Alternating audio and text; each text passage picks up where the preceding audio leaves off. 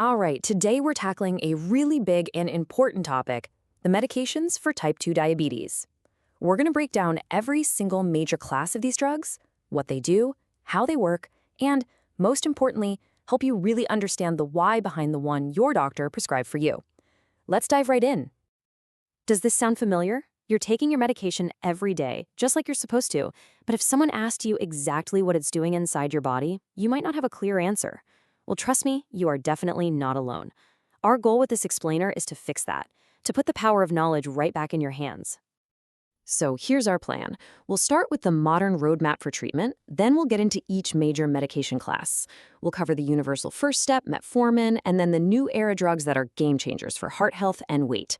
We'll also talk about the established workhorses and the most well-tolerated options before we wrap it all up with how you can use this info to have way better conversations with your doctor.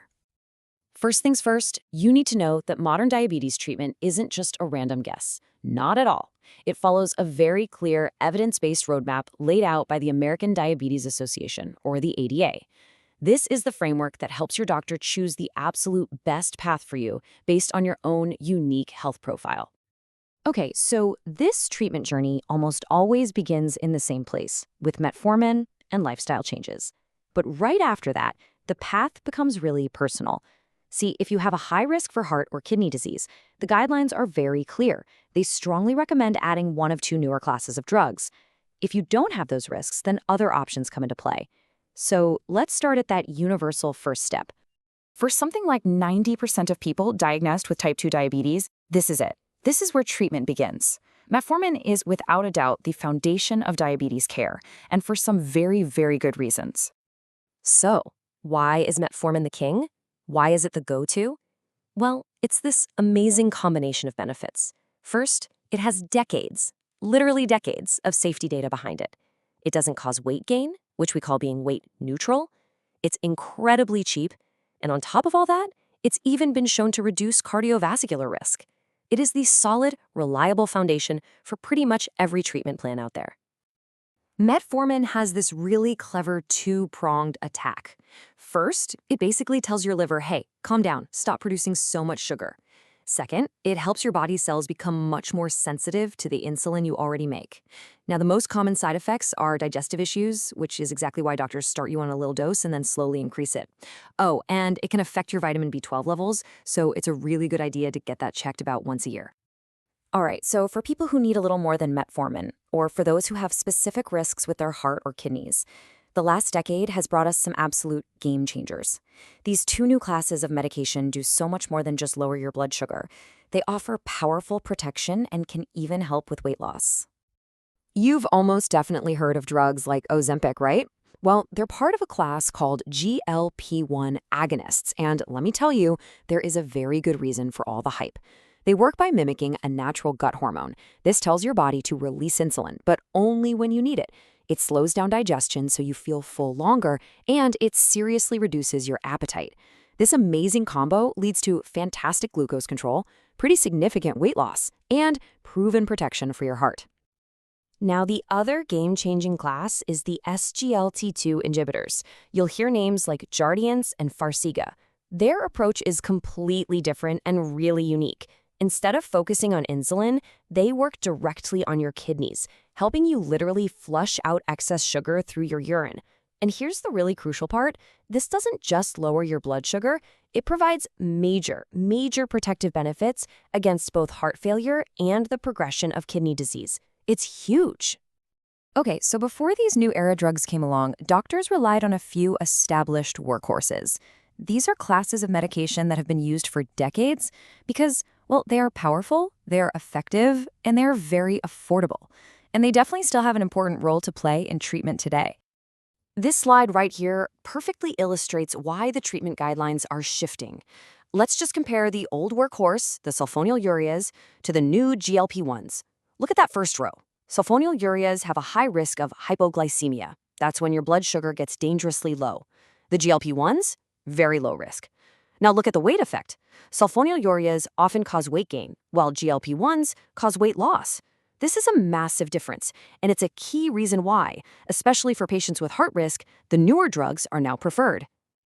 So sulfonylureas, like a drug called glipizide, work by basically forcing the pancreas to release a ton of insulin. You can think of it like flipping a switch to the on position. And yeah, it's very effective at lowering blood sugar, but it's not a subtle approach. Because it releases insulin whether your blood sugar is high or low, it creates that serious risk for hypoglycemia. It's also super important to know that one drug in this class, glyburide, is specifically not recommended for the elderly because of this high risk. The other workhorse class is the TZDs, and the main drug here is called pioglitazone. This one goes right to the root of the problem, insulin resistance. It actually makes your muscle, liver, and fat cells much more sensitive to insulin. And while it's very effective, it can cause some pretty significant side effects like fluid retention and weight gain. And because of that fluid retention, it absolutely should not be used by anyone with moderate to severe heart failure. All right, now let's look at a class of medication that's really known for being gentle and easy to take. These are called DPP-4 inhibitors, and they're often chosen when other options cause side effects or just aren't a good fit for a patient. So drugs like Januvia, they actually work on the same system in your gut as those powerful GLP-1s we just talked about, but they do it in a much more gentle way. Instead of adding a new hormone to the mix, they simply help your body's own natural hormones last a little bit longer. This makes them really well tolerated, weight neutral, and have a very low risk for hypoglycemia. The trade-off? Well, they're less powerful and they don't offer those same big heart and kidney benefits as the newer classes. Okay, this slide is our master comparison. It really puts everything we've talked about into perspective. Just look at the columns. If the number one priority is power, getting the biggest drop in your HbA1c, which is your average blood sugar, and getting weight loss, you can see the GLP-1s are the strongest. If cost is the main issue, then metformin and the older sulfonylureas are the most affordable. And if the absolute top priority is protecting your heart and your kidneys, the GLP-1s and SGLT2s are the undisputed champs. This is the menu of trade-offs that you and their doctor get to navigate together. So what do you do with all this information? The goal here is not for you to pick your own medication. The goal is to become an active, informed partner in the conversation you have with your doctor. Here are 5 killer questions you can literally take with you to your next appointment. Asking, why this one for me, helps you understand the specific thinking behind the choice. Knowing what to watch for and how you'll measure success puts you in the driver's seat. And please never ever be afraid to ask about cost or to have a clear plan for what to do if the side effects start to become a problem. And that's really the bottom line, isn't it? Every single person responds to medication differently. Understanding the options is just the first step. The ultimate goal is to work with your doctor to find the perfect treatment plan that works best for your body. And if you want to bring some really powerful data to that conversation, a tool like the My Healthcare app can be incredibly helpful. It can show you in black and white exactly how your body is responding to a new medication by correlating it with your glucose patterns.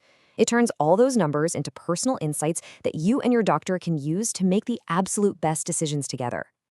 And finally, and this is absolutely critical, please remember that this explainer is for educational purposes only.